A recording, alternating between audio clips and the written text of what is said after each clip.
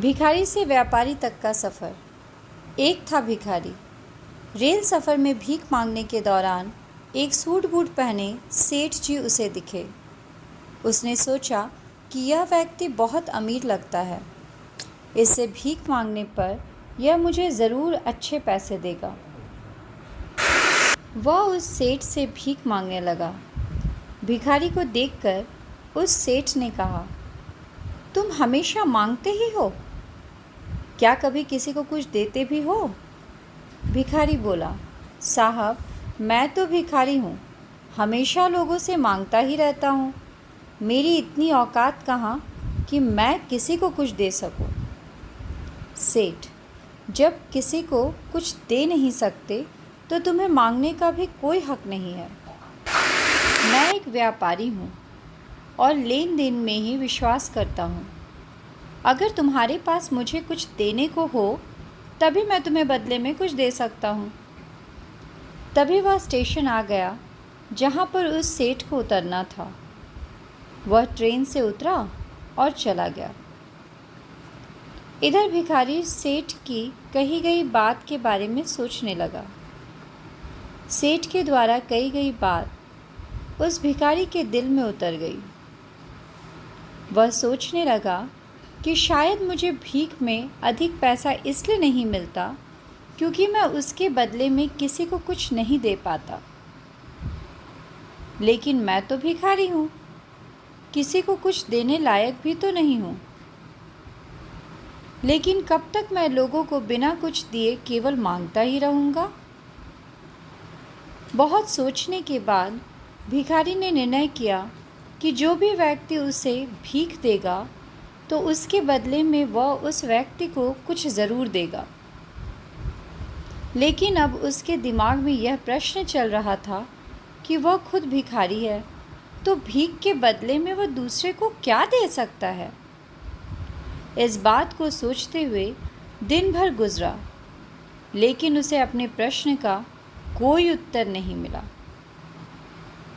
दूसरे दिन जब वह स्टेशन के पास बैठा हुआ था, तभी उसकी नज़र कुछ फूलों पर पड़ी जो स्टेशन के आसपास के पौधों पर खिल रहे थे। उसने सोचा, क्यों ना मैं लोगों को भीख के बदले कुछ फूल दे दिया करूं। उसको अपना यह विचार अच्छा लगा और उसने वहाँ से कुछ फूल तोड़ लिए। वह ट्रेन में भीख मांगने पहुँचा। जब भी कोई उसे भीख देता तो उसके बदले में वह भीख देने वाले को कुछ फूल दे देता। उन फूलों को लोग खुश होकर अपने पास रख लेते थे। अब भिखारी रोज़ फूल तोड़ता और भीख के बदले में उन फूलों को लोगों में बांट देता था। कुछ ही दिनों में उसने महसूस किया कि अब उसे बहुत अधिक लोग भीख देने लगे हैं। वह स्टेशन के पास के सभी फूलों को तोड़ लाता था। जब तक उसके पास फूल रहते थे तब तक उसे बहुत से लोग भीख देते थे। लेकिन जब फूल बांटते बांटते ख़त्म हो जाते तो उसे भीख भी नहीं मिलती थी। अब रोज़ ऐसा ही चलता रहा।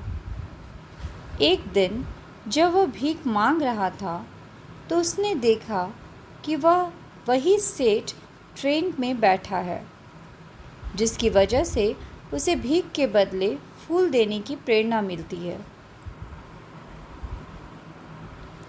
वह तुरंत उस व्यक्ति के पास पहुंच गया और भीख मांगते हुए बोला, आज मेरे पास आपको देने के लिए कुछ फूल है, आप मुझे भीख दीजिए, बदले में मैं आपको कुछ फूल दूंगा। सेठ ने उसे भीख के रूप में कुछ पैसे दे दिए और भिखारी ने कुछ फूल उसे दे दिए। उस सेठ को यह बात बहुत पसंद आई। सेठ बोला, वाह, क्या बात है, आज तुम भी मेरी तरह एक व्यापारी बन गए हो। इतना कहकर फूल लेकर वह सेठ स्टेशन पर उतर गया।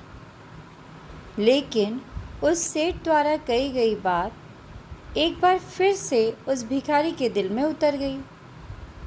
वह बार बार उस सेठ के द्वारा कही गई बात के बारे में सोचने लगा और बहुत खुश होने लगा। उसकी आंखें अब चमकने लगी।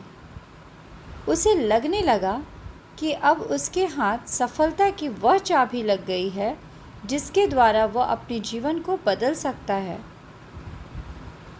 वह तुरंत ट्रेन से नीचे उतरा और उत्साहित होकर बहुत तेज़ आवाज़ में ऊपर आसमान की ओर देखकर बोला, मैं भिखारी नहीं हूँ, मैं तो एक व्यापारी हूँ। मैं भी उस सेठ जैसा बन सकता हूँ। लोगों ने उसे देखा तो सोचा कि शायद यह भिखारी पागल हो गया है। अगले दिन से वह भिखारी उस स्टेशन पर फिर कभी नहीं दिखा। 1 वर्ष बाद इसी स्टेशन पे 2 व्यक्ति सूट बूट पहने हुए यात्रा कर रहे थे। दोनों ने एक दूसरे को देखा तो उनमें से एक ने दूसरे को हाथ जोड़कर प्रणाम किया और कहा, क्या आपने मुझे पहचाना? सेठ बोला, नहीं तो। शायद हम लोग पहली बार मिल रहे हैं। भिखारी, सेठ जी आप याद कीजिए, हम पहली बार नहीं बल्कि तीसरी बार मिल रहे हैं। सेठ बोला, मुझे याद नहीं आ रहा है। वैसे हम पहले 2 बार कब मिले थे? अब पहला व्यक्ति मुस्कुराया और बोला, हम पहले भी 2 बार इसी ट्रेन में मिले थे। मैं वही भिखारी हूँ जिसको आपने पहली मुलाकात में बताया कि मुझे जीवन में क्या करना चाहिए और दूसरी मुलाकात में बताया कि मैं वास्तव में कौन हूँ। नतीजा यह निकला कि आज मैं फूलों का एक बहुत बड़ा व्यापारी हूँ और इसी व्यापार के काम से दूसरे शहर जा रहा हूँ। आपने मुझे पहली मुलाकात में प्रकृति का नियम बताया था, जिसके अनुसार हमें तभी कुछ मिलता है जब हम कुछ देते हैं।